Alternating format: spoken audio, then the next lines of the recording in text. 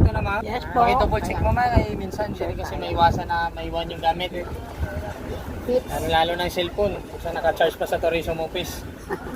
Okay. Okay ma'am sir, good day po. Magandang umaga po sa inyong lahat. Pakilala muna kami sa inyo ma'am bago po tayo malis. Bali ako po yung magiging guide nyo ma'am sir. Ako po si Kuya Tora. Tapos yung crew po natin, si Kuya Andro. Food captain po natin ma'am sir, si Kuya Rigor. Malaki kanina ng tao yun yung food captain natin ma'am. Ay bali mahigit isang oras pa po yung biyahe natin papuntang Gigantes Island Sur. Ito po yung malamang sir, yan po yung Gigantes Island Sur. Sa kabila naman, yan yung norte. Okay, sa sur po tayo. Halos po lahat ng puntahan natin sa sur. At meron po tayong 7 island po na puntahan. Kasama na po dyan yung lunch natin sa Lantangan Beach. Doon po tayo magla-lunch mamaya. Thank you. Sabi ni Food Captain ma'am sir, kuha po muna tayo 4 or 5 islands bago po tayo mag-lunch. Kasi medyo maano na doon yan. Pero mamaya nga po, kalmado naman sa. Maganda naman yung panahon sa hapon. Mainit lang, pero may hangin naman.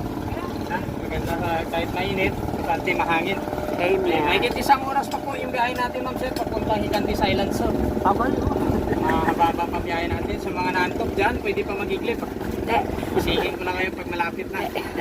Walang tulugan. Dikit-dikit lang po. Pagdating natin doon, nagkadikit-dikit na lang yung mga island. 5 minutes, 7 minutes. Nandun na. 2 minutes na. Yung pinakamalapit doon, yung mini Boracay at saka yung Antonia Island. Dikit na yun, pwede na alas na yung Lumoy. Okay, double